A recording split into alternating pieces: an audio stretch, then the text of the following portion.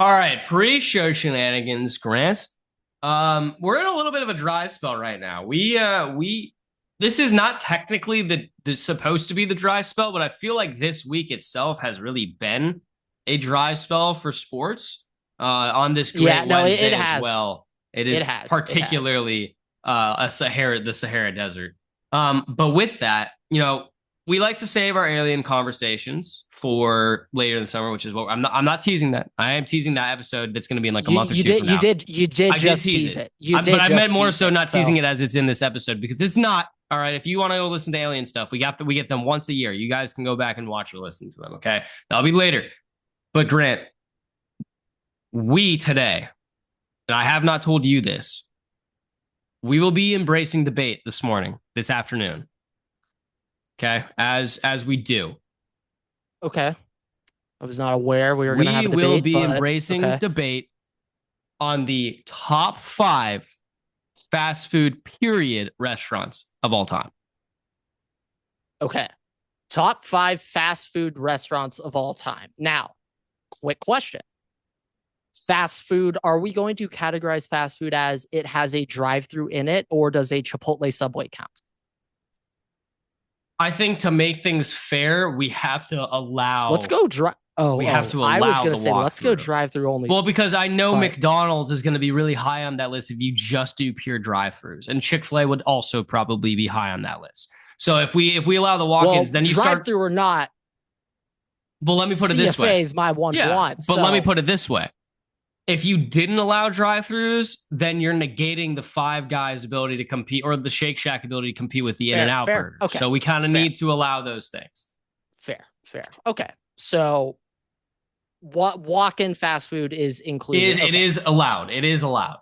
yeah, no, still, regardless, my number one's going to be Chick-fil-A. My number one Okay. will be Quality, Chick-fil-A. quality, quality. It's now one big thing about fast food is consistency.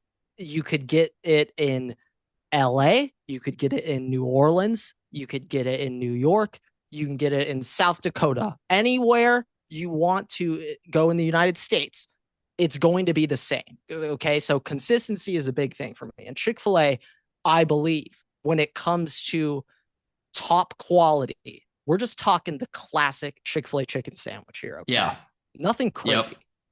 It always hits. The buns, now you got to eat it like right away. You Okay. do. If you let that thing sit and get I will soggy, say it's going to be bad. personally, But I've experienced the post game Chick fil A's, and I will say, even when the bun gets a little soggy from the pickles, because okay, it's been post there, game Chick-fil-A, it does elaborate on that a little bit. like Give me post a game, post game setting, like a post like Tulane. You were a post student Tulane football. manager. Like Post. we are now going. We're getting on the bus. We're going to the airplane to fly Okay, back to New away game. Orleans, There we go. and There we go.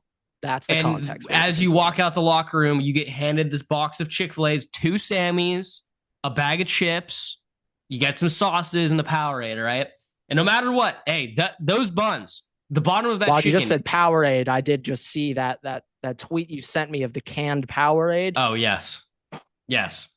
But, all right, the bottom of the chicken might be a I'm little shocked you soggy. can't hear this downtown outside. I'm convinced there's like a set of Coachella speaker systems outside of this house right now. They're getting rowdy.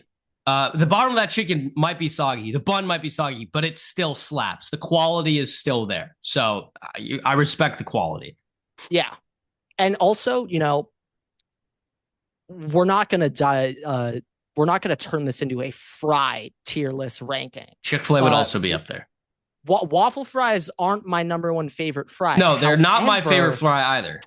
However, with Chick-fil-A's sauces having such The a little large vessel. dipping surface area, okay? Now the Chick-fil-A sauce, they have such a large surface area, and I also believe Chick-fil-A, they give out those ketchup packets with the Yeah. dipping. And Yes, so you pull it. because of how Now, I will large say, when those I'm at an dipping cups are, establishment and I have one of those, and it's not Chick-fil-A, because if I'm at Chick-fil-A, I'm going to use the normal sauces with the fries. I'm not using the yeah, ketchup. Absolutely not. But I am at a normal establishment. This might be the New Orleans experience that I've now developed. now I think I know what you're about to say, and if it is what I think you're saying, it's maybe the smartest thing you've ever done in your life. But continue. I hope you're going to say what I'm thinking. Well, are we talking? There's two ways this could go. If It it's not the has to first do one, I with know what it's condiments and not the specific large dipping condiments. Okay, okay, all right. Well, that's the second thing. I wasn't going that direction, but I will get there. That can be my little hack I'll give to the Waterboy faithful. But if I have ketchup, I will put hot sauce in the ketchup and I will mix it with the fries and I put pepper in it, and that's my new spicy ketchup dipping sauce. I'm assuming that's not what you're referring to here, Grant. I'm assuming you're referring to the ketchup packets that you tear the corner off of and then you dip the fry into the ketchup packet itself.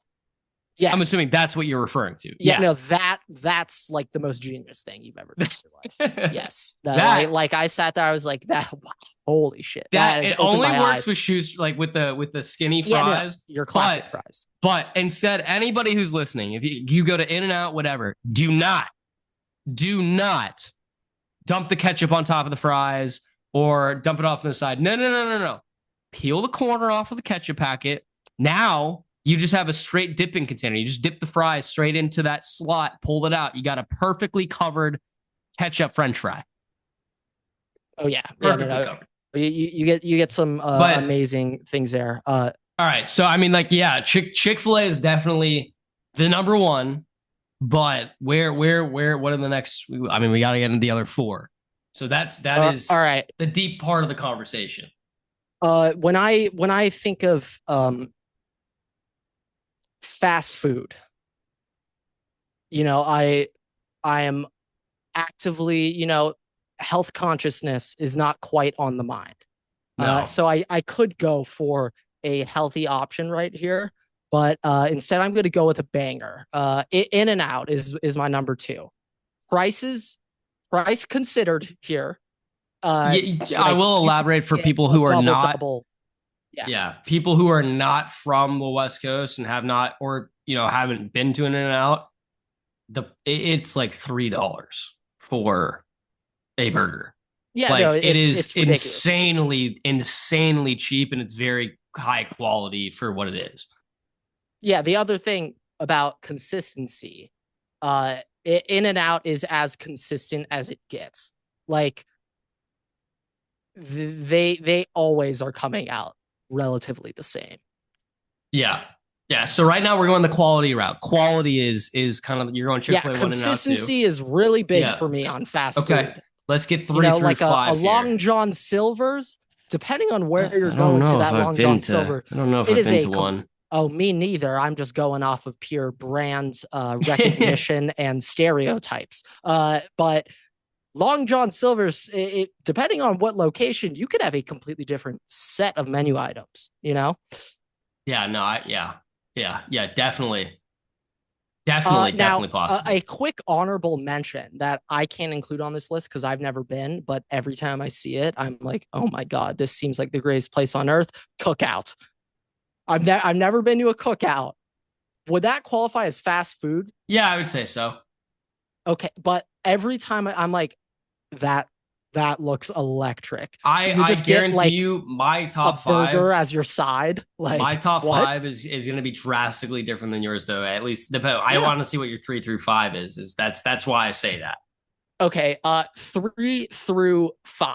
Now, I'm starting to think slightly about the variety of menu options here. In-N-Out, in terms of a fast food burger, that is my number one, but you are limited to just a burger. You are limited in your options in terms of what you can get there. So for my number 3, in terms of variability, and just all around effectiveness at all times of the day, I'm going to go with McDonald's 3. Just because breakfast, great. Lunch, dinner, great. There are other places where one aspect can be much better than the other. I'll have this on record. Taco Bell has the best breakfast. However, Taco Bell will not be in my top 5 because Taco Bell itself, it doesn't beat these other places. But yeah, McDonald's will be at my number 3. At my number 4, and it used to be much higher, but it is now reduced to number 4. It's still going to be Chipotle. Chipotle is still going to be in my top 5. It's going to be at my number 4.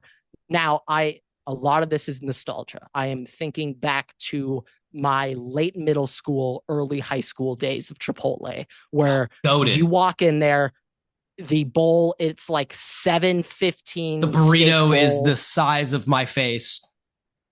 Double your face. Yeah, like you can fit an entire cow in that burrito. A lot of this is based on those nostalgic factors. Yes. Yeah.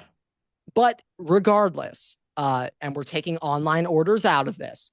If you physically get your ass in a Chipotle store and you load that bowl up and you just give them a little devil evil eye after every scoop they make, you don't say any words. That's going to make it worse.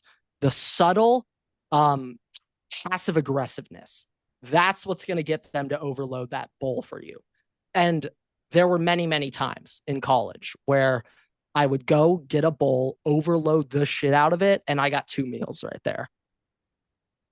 Hey, so I'm looking at it from that. Now, a lot of this is going to be college centric. Yes. A lot of fast food is consumed when you're in college. Yes. But I think that also makes us, this is probably the most qualified at any point in our life we will ever be at ranking fast food. Yes, very fair. Very fair. Good time. And then my very last one, number 5, this might be a personal thing where I'm heavily biased towards it because there were so many locations available close by when I was growing up. But my number 5 is Panda Express. I was going to see if you pulled it out or not. Because I love Panda Express. Like, it's just deeply ingrained somewhere in my in my id, okay? We're shouting out Freud in this, all right? It is deep in my id that Panda Orange Chicken, it hits different. It hits different. There's just something in it. Probably some drugs, but oh my God, it is amazing. I can't get enough. So I have also gotten 2 Dodger $6 Panda plates this week. Everett, when you're out in LA, at least once a week, because Dodgers win a lot of home games, we will be getting our $6 Panda plates. The Panda, I keep seeing the memes from Dodgers Twitters, like, oh, it's Panda Express workers after. No, literally, it's so funny. All right, Grant, I'm going to take us on a journey for mine. I'm taking us on a journey. Now, there's one that I think you're going to put in here. I'm not going to say the name of it, but it is a fast food chain you can't find in LA. But almost anywhere else in the world, many people are frequenters at this location. Okay, maybe, but there might be multiple. We'll see. All right, I think I did a good job not giving you much information. So Chick-fil-A is my number 1. No surprise there. My number 2, Grant, is Popeyes. My number 2 is Popeyes. That might be because I kind of just omitted Popeyes from my memory for a second. I will say Popeyes, they are open late here. They're open till like 1 a.m. The problem is getting your food when you're out that late here. I had an issue recently where I was coming home. A DoorDash driver, you mean? And you physically went to a Popeyes and it was still a mission. Physically went to a Popeyes and had to wait an hour. Okay, now I'm a lot more interested. Okay. So give or take. All right. This number 2 is like, there is an asterisk on it because if I count the late night Popeyes runs, at least in where I'm from, like where I'm living, that is not even on the top 5. That relegates it out of the top 5. But if I do get the food alone, the spicy chicken tenders and the dipping sauce, while you were just bringing up, that wait hour plus. Now, I think that experience is part of the makes magic. It better. when I go to Popeyes, I better not hear a "you're welcome" or any. No. No, they're like, get the food. Throw that shit in my face, punch me, and key my car. Okay. Yeah. The last time I went to Popeyes, it was me and my friend. We needed to. We hadn't had dinner yet. We were out doing stuff, and we were like, all right, we need food before we leave. We ordered our food in the drive-through. And then as we pull up, everything starts to stop. Like the whole operation ceases once we order our food. We're sitting there All for the lights just cut out. We're sitting there for like 40 minutes. And then finally the manager comes outside and they're like the cars in front of us had finally gotten their food. And we've been sitting here for 40 minutes to go. Yeah, it's like 12 o'clock, by the way. This was like 12:30. And they go, they should be like very operational at that time. It's late. It is late. And they go, yeah, we got a $400 DoorDash order and we had to accept it. And I was like, all right, I get. But they were like, yeah, so we're out of like chicken tenders and stuff. So like, what do you want? I was like, just see if you can find some, man. Like, so give me that Popeyes mix. She ended up finding 5 for my friend who then hoarded the chicken tenders from me. And I ended up having to have a spicy chicken sandwich, which was good. If you are put in a situation where Everett, you quite literally have the last 5 Popeyes tenders available today. You have them. He hoarded them from me. He kept them from me. I understand it. You have to understand. It was like the Ring in Lord of the Rings. You get like, my precious. Like a lot more powerful than what happened to Gollum. Very, very powerful. The last 5 Popeyes tenders of the day, dude, with the biscuit and the fries. Yeah, no, that's all he was hoarding. He now fought the Popeyes, with me for those. Popeyes Cajun fries. Oh my god, I love. I also love the Popeyes. I think it's the Ghost Pepper Ranch or just the Spicy I believe Ranch. It's Ghost Pepper Ranch. I'm not the biggest spicy guy. Blackened Ranch. Yeah. I'm not the biggest spicy guy, but that little kick in that Granch, Everett. All right. My 3, Grant. I have In-N-Out Burger. Of course, the only reasons it's not 2 is because of its geographic limitations. That is my knock. That is my knock. Now, I think to a degree that actually raised it for me. For you, because you're there, but because I'm not there, it's a knock. I was thinking that might even raise it. Because now, Grant, you're not able to have it whenever you want. This 4 pick might be a hot take. I feel like you're about to skate. I feel like right now you're about to swerve left when everybody's going right. It might be. My number 4 pick, Grant, Dairy Queen. Dairy Queen is my number 4 pick. That's what I expected you to throw on there. I don't have access to DQ, but recently. Now, this is like a trend going around. It's fast food workers, and they'll just film themselves making different food items. Yeah. So recently, I've seen a Sonic worker. I've never been to a Sonic. I have not. When I see these Sonic shakes, I've never wanted to go to a drive-in restaurant more in my life than when I see these Sonic shakes. DQ, but the DQ Blizzards, diverse. The DQ Blizzards, they've got slushies. You've got crunch cones. You've got shakes. You can still get fries. They have some of the better fries that I've had. Their chicken tenders are like the throwback chicken tenders where it's kind of like that weird kind of shell breading. You know what I'm talking about. They've got like that shell breading. Exactly what you're talking about. Yeah, that's their chicken tenders. They've got burgers and stuff. Always look good. Their onion rings are not as good. Culver's. I've never been to a Culver's. Culver's is not on my list, but Culver's is definitely up there, and they have the best onion rings I've ever had in my life. Now, real quick, let's stay on the topic of Culver's real quick before we get back to DQ. Culver's. Now, when I see other fast food tier rankings, you never see Culver's like top 3, but you never see Culver's bottom 8. It's always somewhere in that middle ground, and that excites me. That makes me excited about the day I try. Now I'm going to flip this on its head after I get my number 5 out, and that's how we're going to end this quote unquote pre-show because this is technically just part of the episode. But Grant, my number 5. Yeah, this is great content right here. This is Waterboy Pod material. My number 5, Grant, is Kava. Kava is my number 5. Fair. Kava is my number 5. I think my Kava experience has been absolutely ruined, scorched. Because I don't know, there's 90 million Kavas at USC. You can't go. We have to drive to get them here. Yeah, no. It was at a stage where not just me, everyone I knew at USC four times a week. Yeah.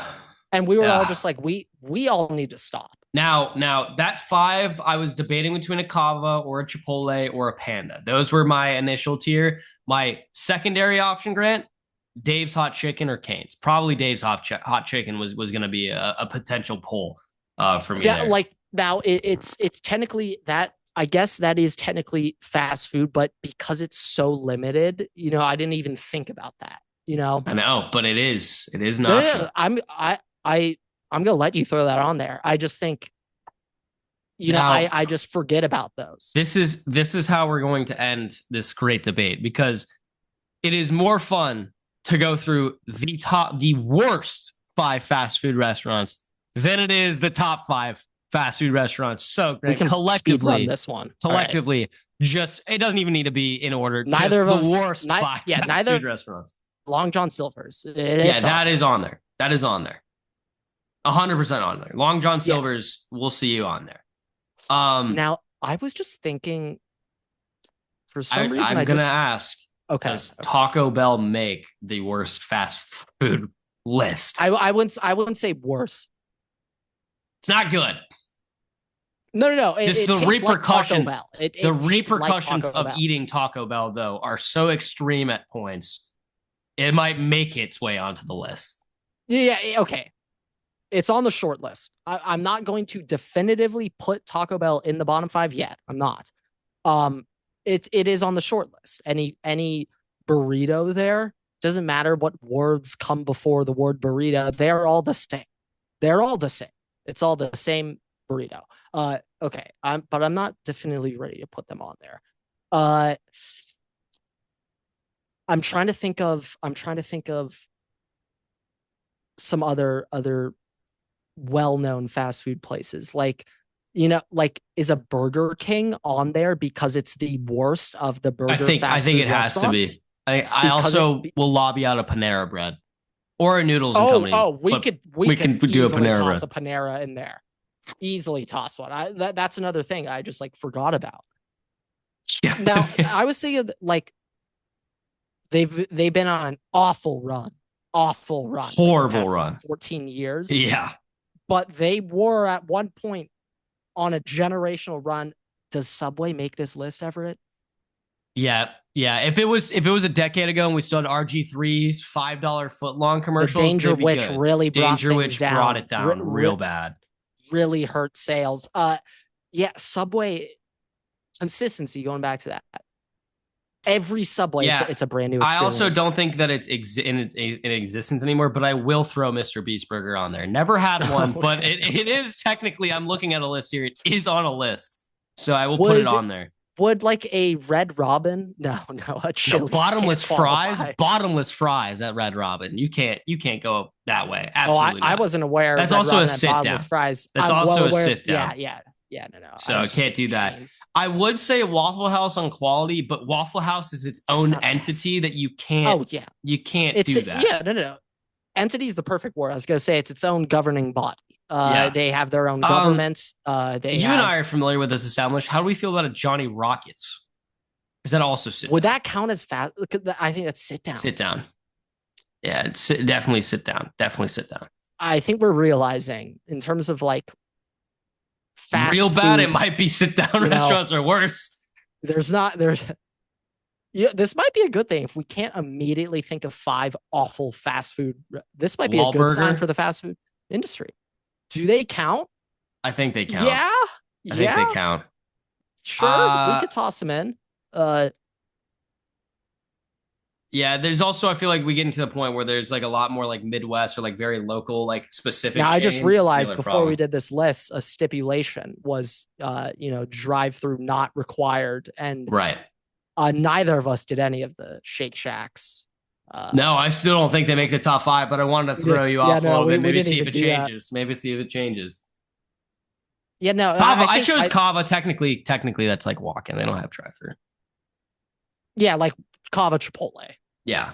Yeah. I mean, you had Chipotle, I had a Kava. Yeah. So, but I think, can we just on This might be a good three, sign for the fast food can industry. we just We on can't. three both say consensusly what the very worst fast food place currently is?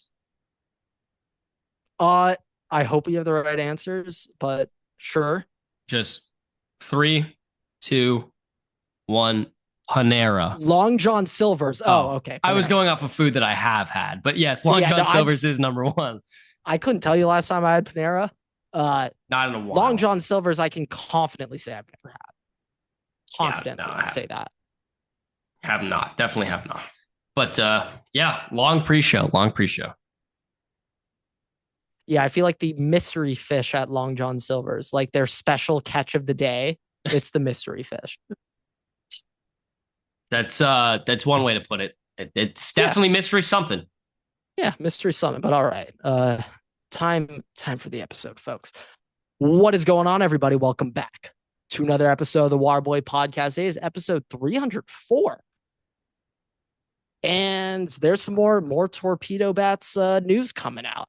Right now, dead period of the sports season. However, the college basketball crown, the inaugural college basketball crown tournament, Everett, it's I think no, NIT still exists, I believe. You want to make fun of the USC beat the absolute brakes off of Tulane basketball? Yeah, no, I was gonna say the essentially like the only notable thing USC has done this year is win a college basketball crown invitational quarterfinal game. That, that's our one, that's our 1-1 of 2025. That is our standing legacy. You guys got us back for the Cotton Bowl. You got us back. Oh, devious revenge. I mean, revenge has never tasted so sweet ever in my life. Keep in mind, Grant did not watch this game. Not a second. I found out the game was occurring when there was 8 minutes left. Second to last media timeout. Did I turn the game on? Hell no. I have shit to do, and it's better than that. So he actually immediately deleted the notification from his phone. Yeah, no. I unfavorited USC basketball from my ESPN app immediately afterwards. But we're in a bit of a lull period right now. But you know what? I think that kind of makes sense because baseball is called America's favorite pastime for a reason. We don't call it America's most exciting sport to watch. Okay, we call it a pastime. We have ingrained deeply in the roots of baseball that you got to be doing something else while the game is on. You can't just be watching baseball. It's too boring. So we have distracted ourselves with, some mock drafting things going on, NFL draft potential things. And, I'm opening that up to that right now. If you want to talk about some NFL stuff. Kind of hoping you got something on the back of your head right now. I do have a kind of trade related mock draft that I do have, which means this episode is going to be fantastic. But yeah, so I mean, I just like looking at things. I think we kind of talked about it last episode. There are certain teams that probably are more in a position to trade. And I will say more news came out today from Adam Schefter that insinuated that the Browns and the Giants both will not be drafting a quarterback, which means Shedeur will not be going there. So kind of the idea where it's really, we're talking about, hey, if he doesn't go to them at 9, what the fuck happens? And that's kind of to seem more and more like a reality. And it does sound like either way, he will be a first round pick because somebody will trade back in to get him. It's just a matter of who. So, I mean, teams I have kind of moving around right now, everything's for the most part the same. I'm getting a fraud alert right now on Shedeur Sanders, so that's not good. I guess people won't be trading back in the draft to draft him in the first round. But I have like the Jets and the 49ers trading. 49ers trade up to 7, draft Will Johnson, jumping the Panthers, and the Jets trade down to 11 and draft Tyler Warren at 11. I have the Texans trading up from 25 to 15 with the Falcons to draft a tackle. They need a tackle. By the name of? Armand Membu. Okay. I have Gray Zabel still getting taken a pick before him at 14 by the Colts. But that's the problem is once we get to 15, all those picks start moving around. Now things get interesting because now I have the Cardinals taking a linebacker instead of Kenneth Grant. I have Kenneth Grant going to the Bengals at 17. I have the Seahawks taking a Emeka Egbuka still at 18. Luther Burden now gets drafted by the Broncos. Steelers now take Amari Hampton. You guys now take Matthew Golden. The Packers now draft James Pierce. Commanders trade with the Vikings to draft Donovan Izuraku, however you pronounce his name. Falcons take Donovan Michael. E. I think that's what the president Falcons said. take Michael Williams. Rams take Colson Loveland. Ravens take Shamar Stewart. Lions take Jalen Walker. Vikings at 29 take Walter Nolan. Bills take Derek Harmon. Tackle for the Chiefs, Josh Simmons, and the Jets. Who did you say was going to the Ravens? Did you say Michael Williams? Did you say Michael Shamar Stewart? Shamar Stewart. Okay. Michael Williams That's to why the I Falcons. Okay. Let's just real quick, Michael Williams, Shamar Stewart, just all these edges. If Michael Williams or Shamar Stewart goes to the Falcons, career over before it begins, Takk McKinley 2.0. If either of them go to the Falcons, God bless our soul and everything beautiful and great in this heavenly earth. It's over. It is ogre. If Shamar Stewart especially goes to the Ravens, this dude might be putting up 29 sacks a year. Specifically Shamar Stewart. Then I have the Jets trading back into the first to get their tackle.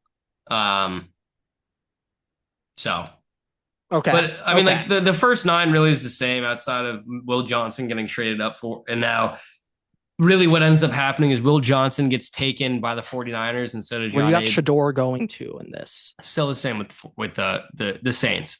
But like if we just kind of look at a mock draft, kind of just looking at the whole situation, let's just say the Saints don't draft him, right? Let's say, I mean, I don't really know who. Let's say the Saints draft. What do they need? What do they need? Everything. They do. Okay. They do have one of those teams. All right. They do have like the offensive minded, guy as their head coach.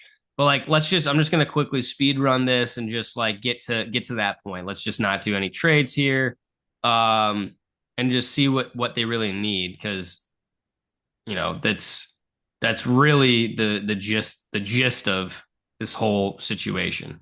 Let's assume Will Johnson's gone. All right, at 9, Grant.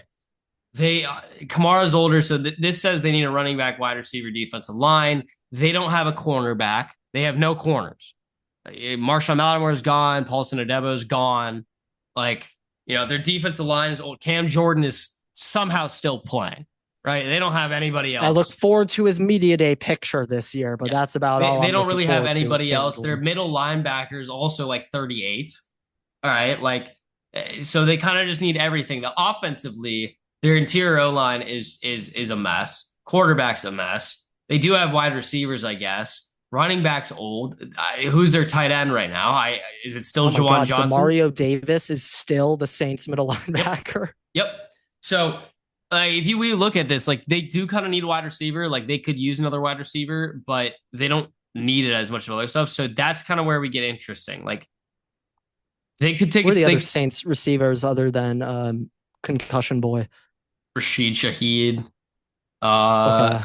And then I believe they have another guy. Do they have like a little slot? Man? Oh, they just re-signed Brandon Cooks. That's what it was.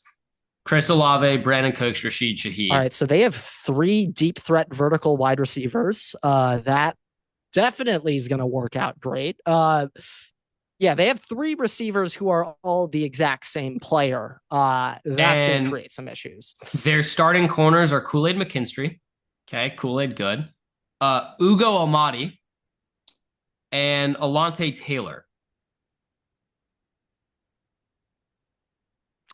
Okay, so Will Johnson will be a New Orleans Saint. Here I still have the Panthers trading up and drafting Will Johnson. However, if the Jets and the 49ers trade, because right now I'm expecting the 49ers to draft a corner, if they do that trade, and we assume Johnny Barron and Will Johnson are both off the board before 9, there's no corner available at that pick for the Saints. There's no reason for them. That'd be a massive reach. And I'm not saying Mickey Loomis wouldn't do that, because he does it.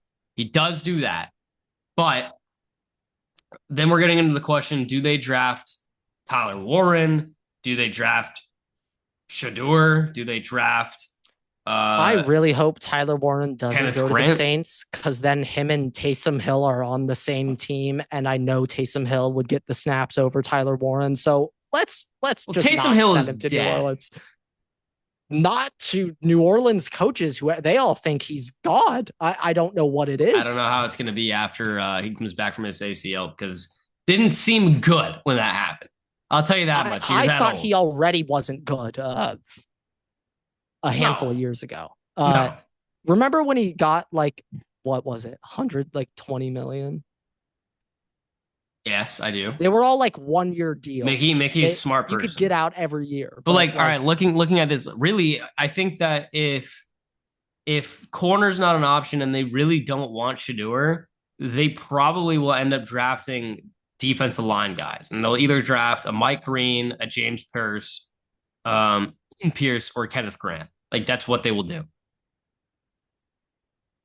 Whether or not they stay at them there and draft them is one thing. I don't know, but like that really becomes a spot. Like especially if those guys go, I like the only way that the only really their number one option would be Shador, and that's kind of the issue here.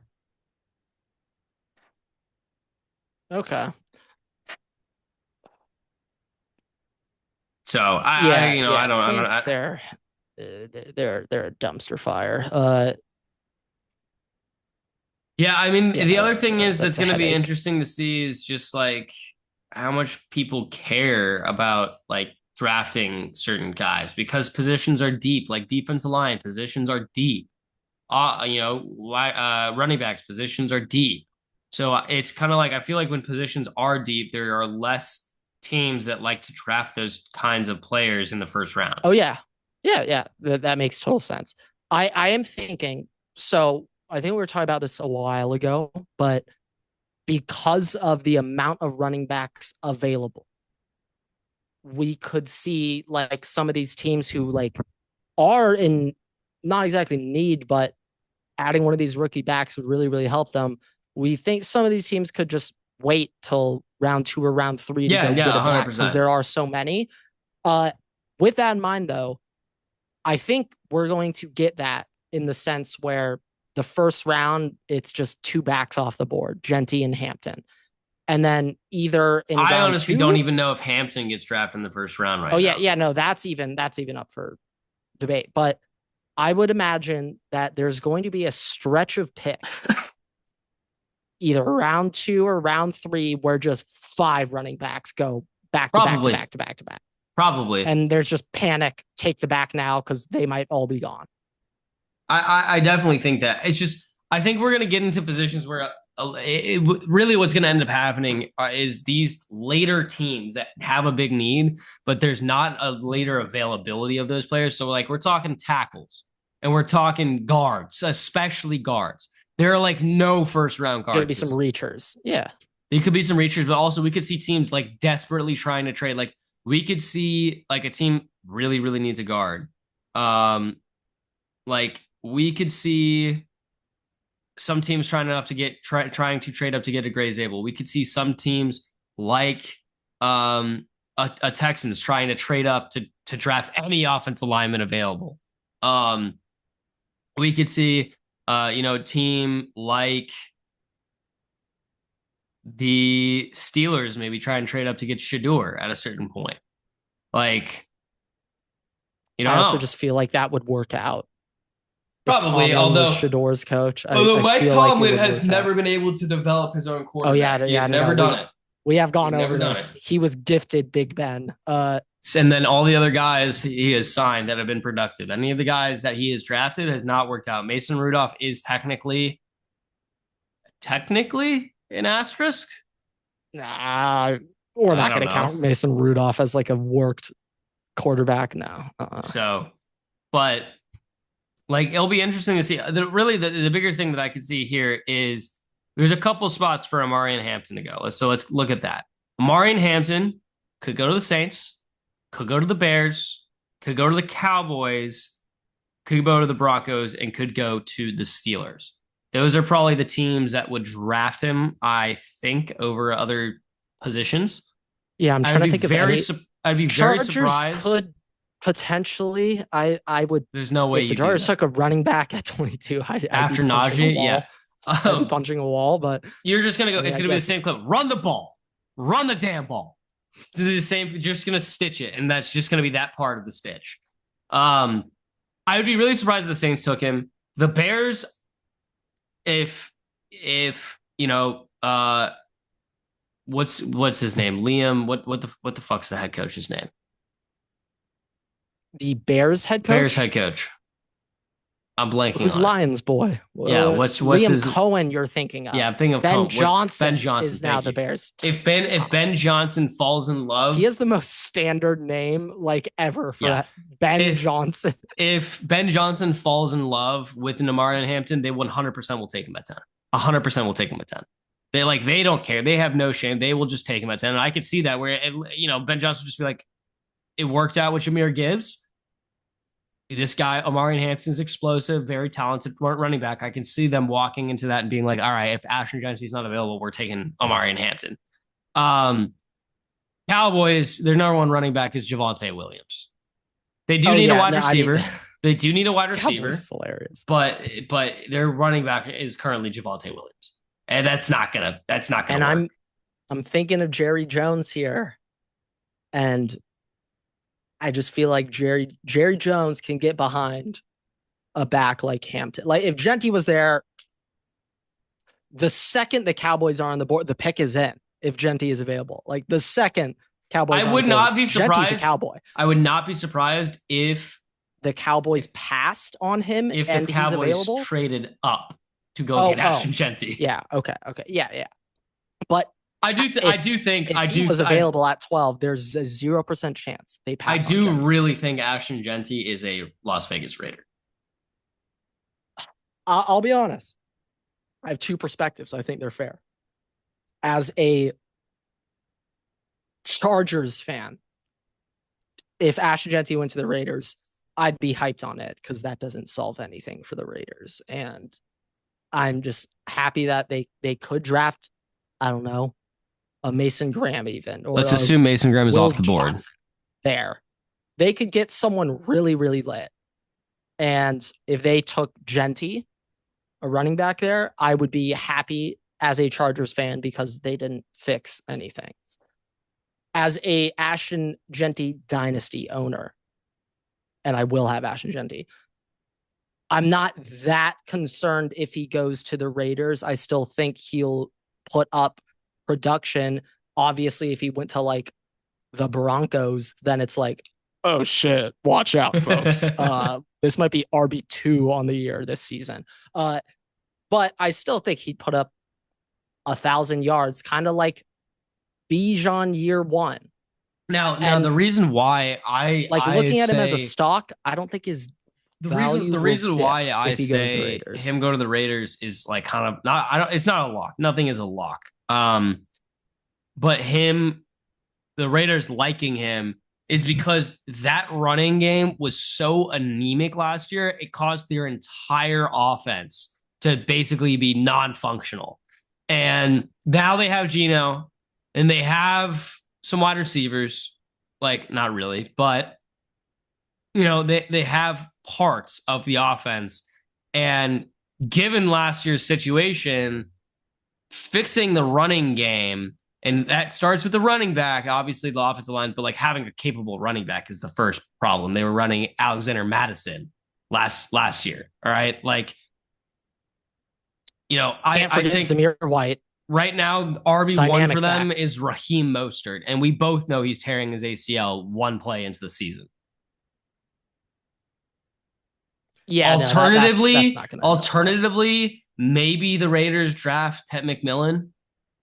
I don't think Mason Graham's going to be available there, and I do think that they need to get some corner help, but I think they're going to go offensively, especially with Tom Brady there now.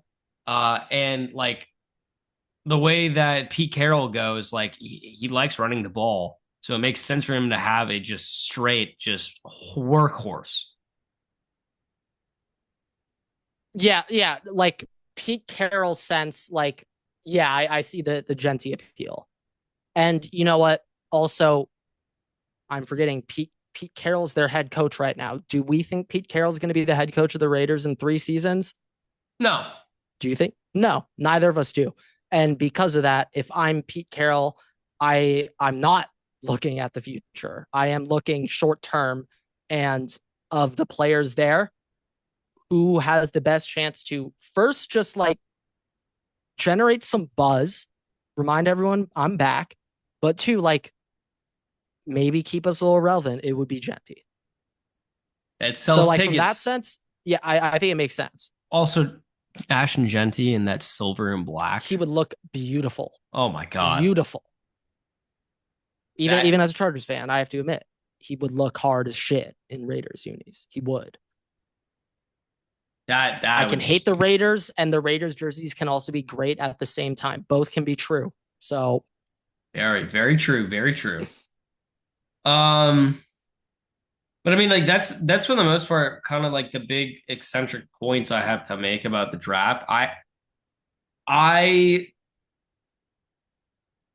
I don't really like this is I think we kind of say it every year, but like this kind of middle section, like there's nothing is kind of guaranteed at all right now.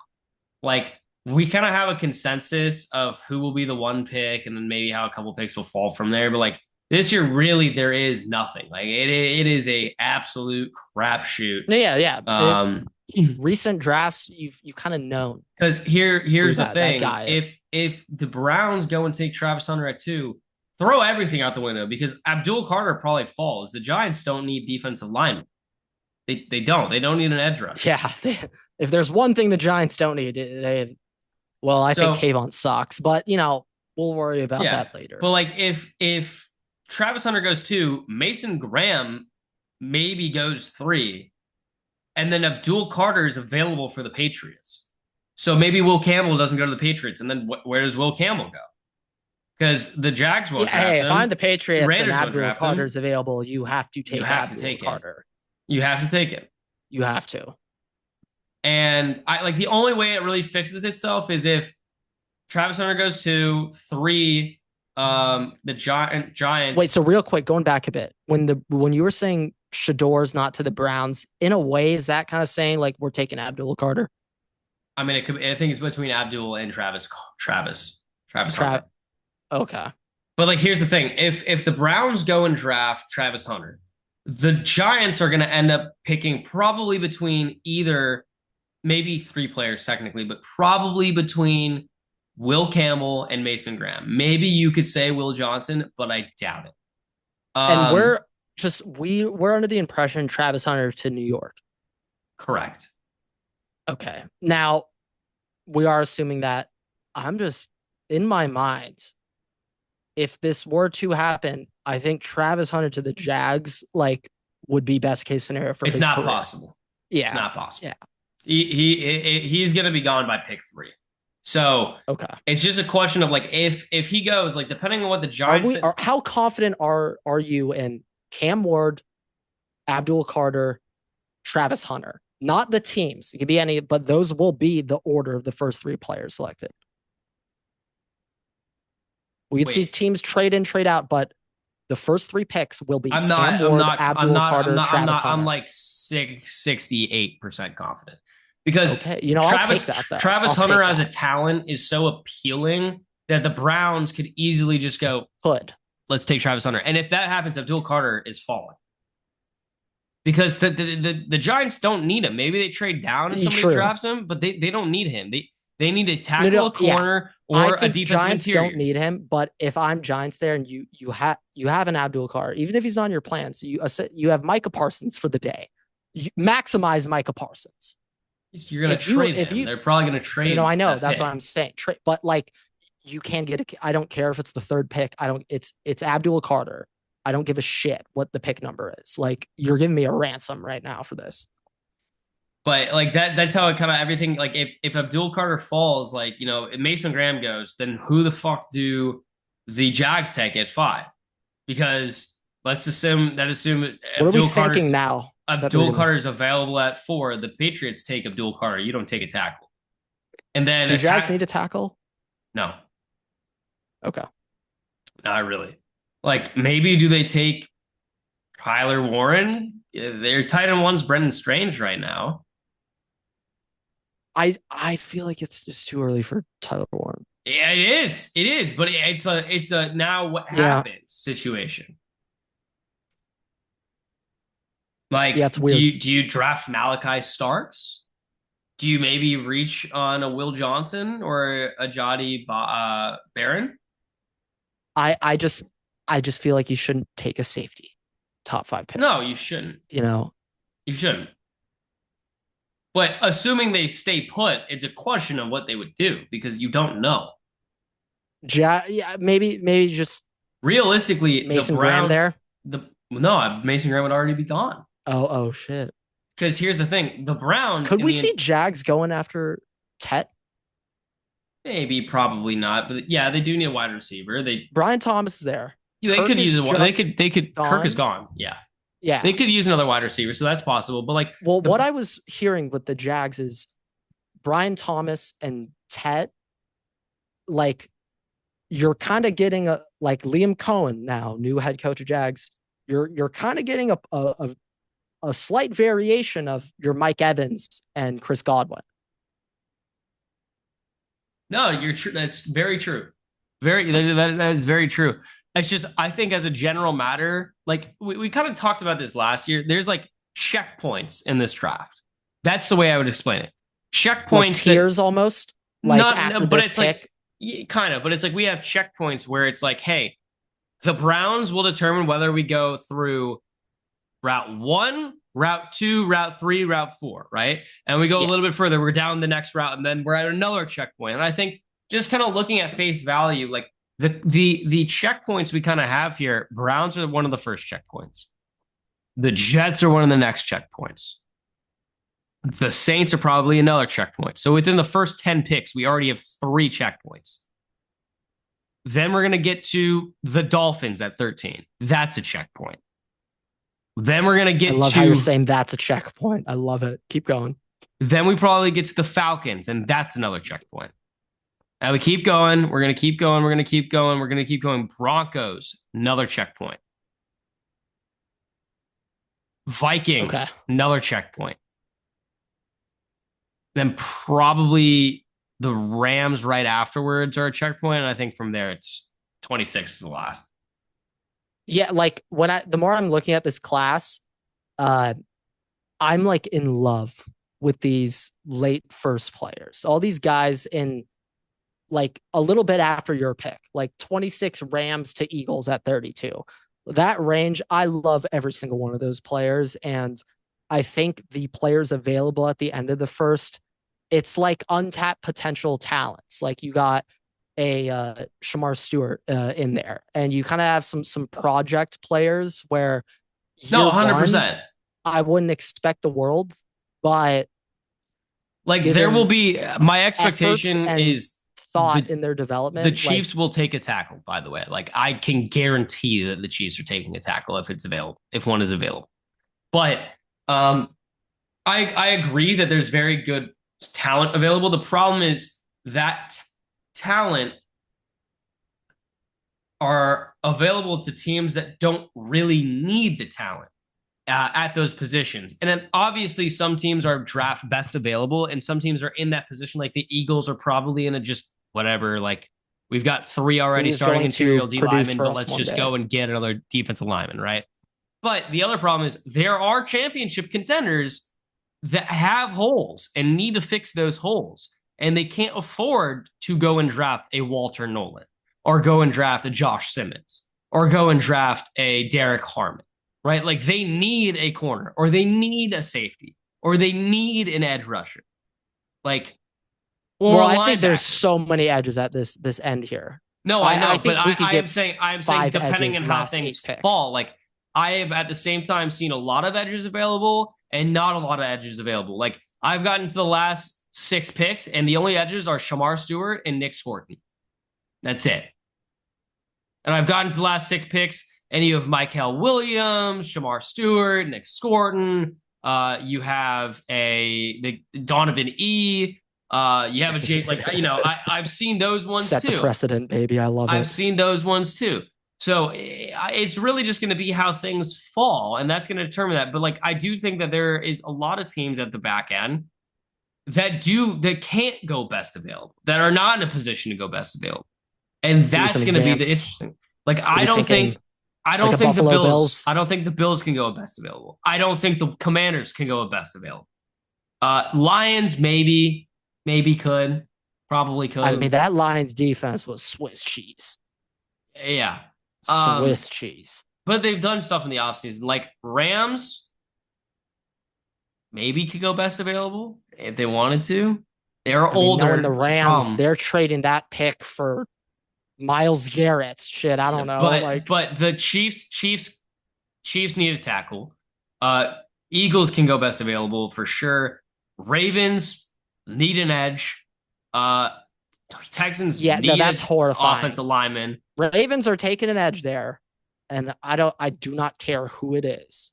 Whoever, whatever edge goes the Ravens at 27, that dude's about to be a menace. An absolute force. Give me anyone. I do not care what his name is. Whoever the Yeah, but Ravens it's take at just like 27 is about to be I know a talent is menace. available, and I think that a lot of these back end teams are not in a position to do that. And that's where I think it's going to be interesting what the Vikings decide to do, especially. That's why I said that that's a checkpoint and the Rams are a checkpoint, because those are two teams that might be able to go best available. And you could have a team like the Ravens or the Commanders or the Bills trying to trade up to go and get, or like the Chiefs even trying to trade ahead the Yeah. Texans if they're there to get a tackle. Or everything's out the window and you have those teams trade out of the first round, and you have now Oh teams yeah. coming into the first round to go and get the guys that those other teams want, like a Shamar Stewart. So Yeah, like that's where things get interesting. I can see just of the teams picking And like Grant, top 10. this is why I am scared Oh, that I thought my mic just cut out for a no. second. This is why I am scared. The Browns, because you're the Browns. You have the 34th overall pick. You could go Travis Hunter and try and trade into the back end of the first round and go and get a Shamar Stewart. And now you have Travis Hunter and a top talent defensive edge. Yeah, I get what you're saying there. My, like in an ideal world that all works out great. If I'm the Cleveland Browns, if I'm a Cleveland Browns fan, I would be hurting if Abdul Carter is there and we skip. You Like, did get I'm Travis Hunter. so certain Abdul Carter is putting up 14 sack seasons in 2 years. Imagine he's on the other side of Myles Garrett. That's what I'm saying. Like that, them two alone, like shit. Like I'm trying to think of another pass rush duo recently that could like rival that. Everson Like, Griffin, Daniil Hunter. oh no, come on. We're talking generational talents here at edge. Miles Garrett and Abdul Carter, like super freak human. Like, I don't think we've ever seen an Micah edge Parsons duo. and prime DeMarcus Lawrence. D Law just what about a DeMarcus Ware Broncos run, or a JJ Watt Jadeveon Clowney? No, like JJ Watt Clowney, that could have been it, but Clowney was never like what we thought Clowney would be. Yeah, but we don't know Abdul Carter is going to be that either. I'm just saying it per pure talent. No. I'm ready to say I'll put this on my name. I am certain Abdul Carter is putting up double-digit sacks in 2 years. Certain of it. Stamp that. Like him and Miles. Oh my, and it like as a lineman fan, I need to see that because they're the best of both worlds. Miles Garrett's all your power rushing, and then Abdul Carter speed rush off the edge. Like the thing is, you're gonna have to double Miles Garrett. Like if you single team Miles Garrett, he will pancake your right tackle on his ass. So you're gonna have to double Miles Garrett. So that means Abdul Carter gets one-on-one. Well, now your quarterback's ACL is gone. So what are you going to do now, huh? I don't care if the Browns offense will average 6 points a game. Good luck scoring 6 points on that. Like, that's crazy if they could do that. Yeah, I mean, I'm just trying to think right now. I could also just see if Travis Hunter went to the Browns, divas. Oh, diva alert. Diva alert. Is he even going to show up to training camp? I think he might be holding out if the Browns draft him. Like, and like I hate that the Cleveland Browns, you have to think about that, but like you do, like Chargers, we have to do it too. Like players don't want to play for us. Like that's true. Yeah, I mean, yeah, very fair. Abdul Carter, Abdul Carter, I think no matter where he goes, he's gonna suit up for you and ball out. I don't think he gives a shit. Like,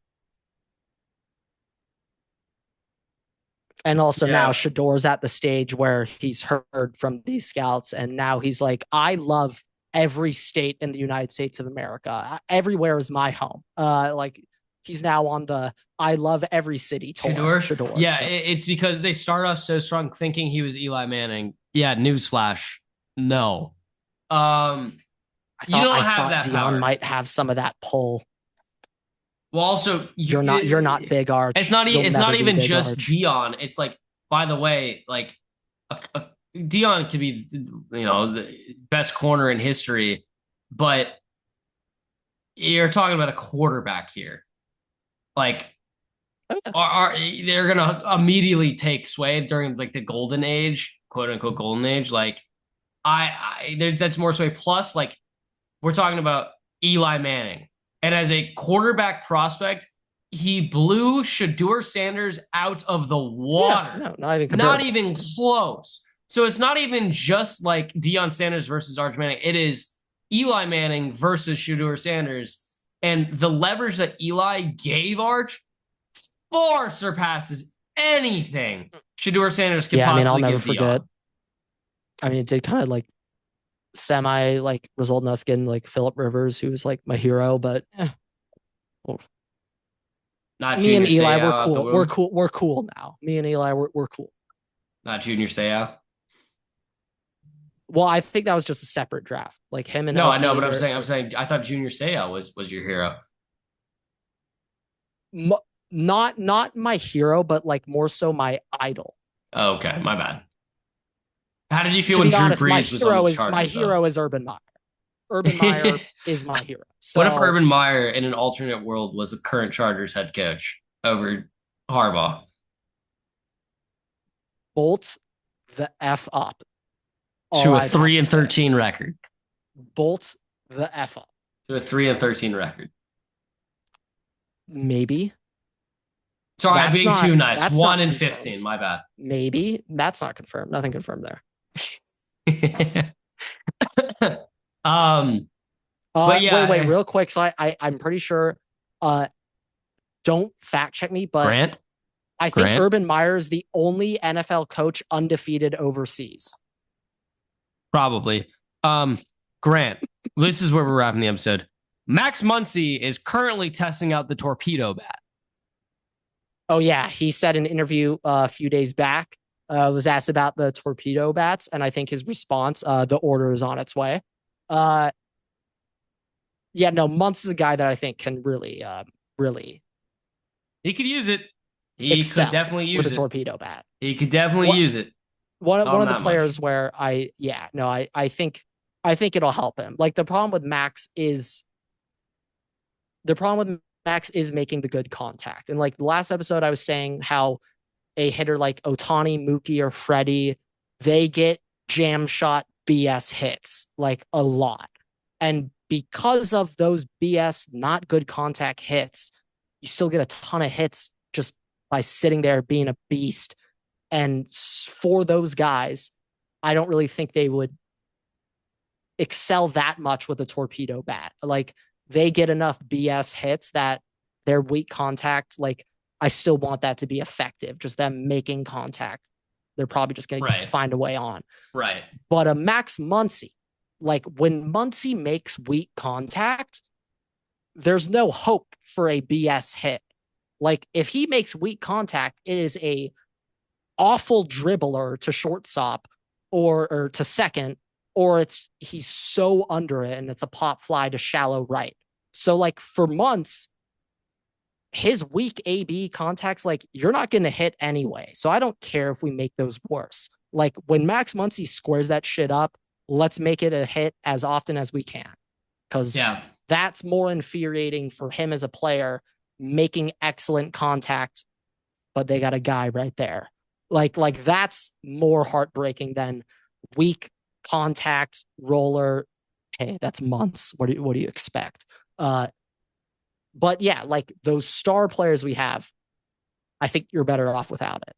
But like a Muncy or a Giancarlo Stanton, where you don't got speed, you're not getting BS hits. Like you're either getting a hit or not. Yeah, give him the torpedo bat. I feel like Will Smith maybe also is in that category He of gets a good players. amount of BS hits. So with him But and he's like like borderline. He's like a borderline between I maybe think should he have could it and use some not. pop. I think he could use some pop. Don't get me wrong. I Like think at least he's one of those guys where maybe they should experiment with it. maybe certain ABs, Yeah, maybe maybe he's our. experiment with You it. got both. I do Like think it's interesting. Maybe we were going to start seeing a point where players legitimately switch off the bat, like in game, depending on who the pitcher is. yeah, like now I remember reading this recently for the Dodgers. Like every player has like their own number of bats and like they range all over the place. And I'm pretty sure last year the player with the least amount of bats on the team was Freddie or Mookie. They just had two.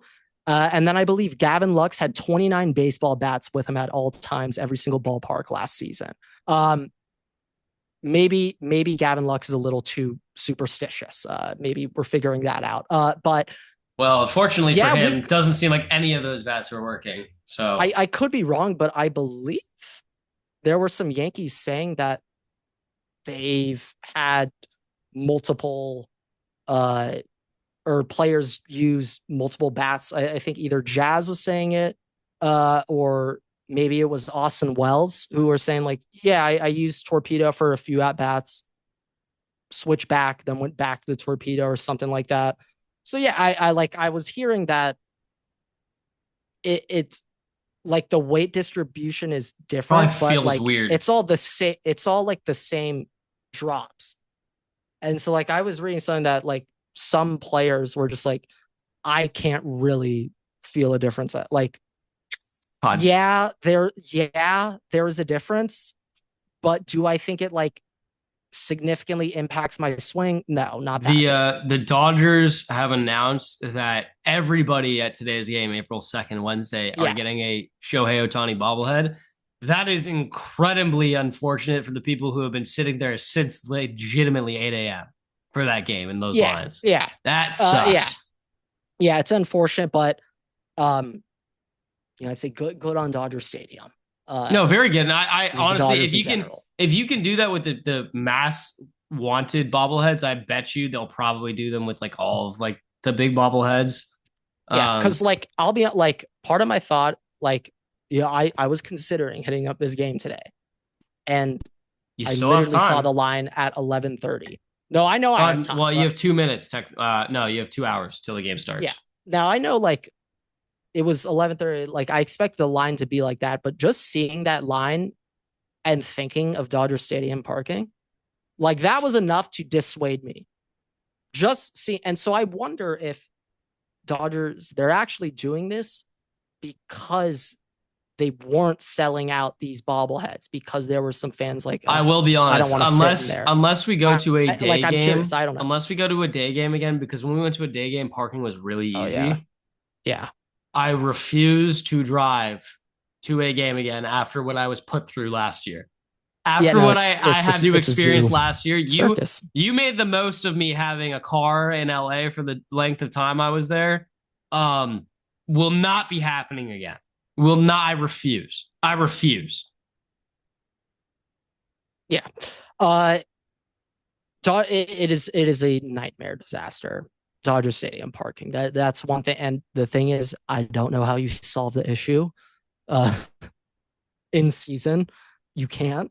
You have like another 77 home games you have to host this year. But yeah, I thought those were some interesting things. I guess other recent Dodger news. So we trade for a speedy outfielder, Estri Ruiz from the homeless A's. Now, Estria Ruiz, I believe, was actually DFA'd He this was. past season. Uh, he has never accrued a positive WAR in his MLB career. He is not a great hitter. But he's one of the fastest players in the MLB. 2 years ago, I believe he had 63 stolen bases as a rookie, broke the AL rookie record for stolen bases in a season. Don't think he's gonna sniff that A's stolen base record. Ricky Henderson exists, but I think the value in Esteury Ruiz, and like this really caught my attention because, at least in my life, Dodgers have not really been a team that prioritizes speed. But in the past 3, 4 years, I've really seen them prioritize speed and fielding specifically. Whereas I think of the 2016, 17, 18 Dodger teams, it was all hitting and pitching. It Yes. was all hitting and pitching. The fielding was atrocious. But I think as we've gotten eliminated from playoff series over the past decade, we have learned as a franchise, just in these playoff games, you know, you can't expect every hitter to be putting up 1,000 OPSs. It's not consistent. That's an unrealistic expectation. But what you can expect consistency out of is fielding and defensive play. You can expect consistency out of that. And you get that with a better shortstop, better center fielder, just having better outfielders. You can guarantee, that's one aspect of the game where you can have consistency, defense, fielding, base running, not making mistakes. You can control those variables. And Esteury Ruiz, I don't think he's ever going to, he may start 2 games for us. He might not even be in the MLB roster for a long portion of this season. I literally see him as a pinch runner. Like he is going to come in, whoever's playing center No, fielder. this is legitimately a is. playoff pickup. That is what this is. Yes. And we're doing it now because shit, nobody's even considering Esteury Ruiz right now. But like his value is it's the 7th inning, and whoever's playing center field, I don't know, Pajes or something, they get a hit. And then immediately when they get on base, pinch run, Esteury Ruiz, free second base, he's stealing. I don't care if you know it. I don't care if you pitch out. That's second. So he's a guaranteed It's that, double. or like we're in a close game and it's gonna go to overtime, like it's going to extra innings, and you're like, all right, first guy out. It's like, you know how you put CT out, like they put CT in there just because he has a little bit of speed and he like well the thing is second. with him, I don't ever want to give him a meaningful at bat. No, I'm not. I'm saying starting. I'm saying the starting runner in extra innings, the ghost runner. Yeah, yes, no, yes, but that's exactly what I'm talking about. That's like, what I'm saying. We put CT in that position last year, and it would be him in this situation. Okay. I was. No, absolutely not. He should not be at bat. No, absolutely not. He's not going to be hitting for us. He's there, pinch run.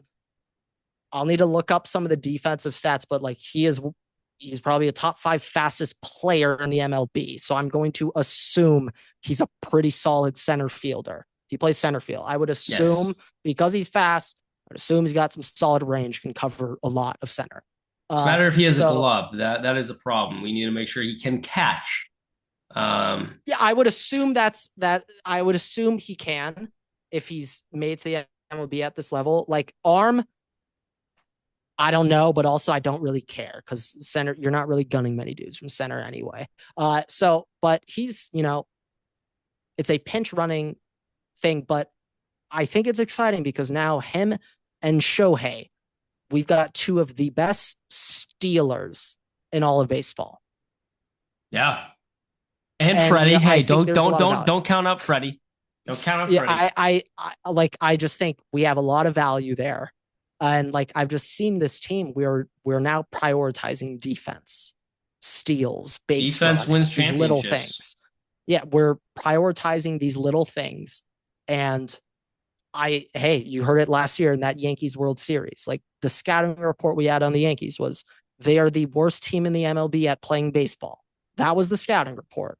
When it comes to playing baseball, they're the worst in the MLB at playing baseball. So if you just put balls in play, they'll mess up. And we'll always remember that 5th inning for the rest of our lives. We So, will. and We will. if anything, that fifth inning just has reinforced this Dodger plan on focusing defense and base running. It's just reinforced that belief even further. And Esther is just confirming it a bit more. But I'd say, last little thing I want to say, I forgot to do this on our Dodger preview, but I do this every year and I forgot. Key players to watch for this year, for Dodgers to have success, Dodgers to go deep. For like the past 3 years, I think I've been saying Will Smith has been the key player for the Dodgers to perform and do well. And right now, Will Smith has kind of been, Mookie's been very, very hot right now. So I'd say Mookie's been the hottest, but Will Smith has been unreal. He has like a 600 batting average, runners in scoring position. Ridiculous. His clutch hitting right now. And I would say it's going to be Will Smith, but we saw last year, we did not need Will Smith to be. Will Smith was not an MLB hitter in the playoffs last year. He was a AAA hitter last year in the playoffs. And guess what? It was okay. So Will Smith is not my player to focus. My player to focus on this year is the one and only Teoscar Hernandez. Teoscar Hernandez needs to play 155 games this year for the Dodgers. That's a lot. He gets 7 rest days this year. And I'm going to stick to that. You get 7 rest Choose days. wisely. You get 1 week off. You get 1 week off, Teo, preferably not in a row. But he is really like the dog days last year when Kevin Biggio was hitting for us and Teo's hitting 3-hole because Mookie and Freddie are hurt, and we need just that pillar at the top of the order producing every day. It's Teoscar, and it's not just the hitting, like healthy. He needs to stay healthy all year. I know Mookie and Freddie are going to get hurt. I'll be honest. Also, if this Freddie tweak of his Achilles ankle is not like a low key he's thing, been scratched from the lineup today again. If I don't know what you're gonna think about this, but if it's gonna be a long term thing, Dalton Rushing, welcome to first base. Yeah, we're expediting the process quite quick. Welcome to first. You will be on the roster, and I love Kike. Like Kike can obviously fill in easily, and he has been, but that's the perfect opportunity to bring up Dalton Rushing. That is the best opportunity to get him some. Yeah, you need a new lefty bat. Yeah, so Dalton Rushing's your lefty bat. But with that, thank you guys so much for watching, listening. Rate us 5 stars. You can find us on Spotify, TikTok, YouTube, Twitter, and on Instagram at Waterboy You can follow me and Grant on Twitter at Everett and at Waterboy Grant. We post new episodes every week on YouTube and all podcast platforms. Make sure you subscribe, turn on notifications so you don't miss a single episode. We also post exclusive content on Instagram and on TikTok at the Waterboy Pod as well. So make sure you check us out there. And with that, we'll see you guys in the next episode. Waterboys out.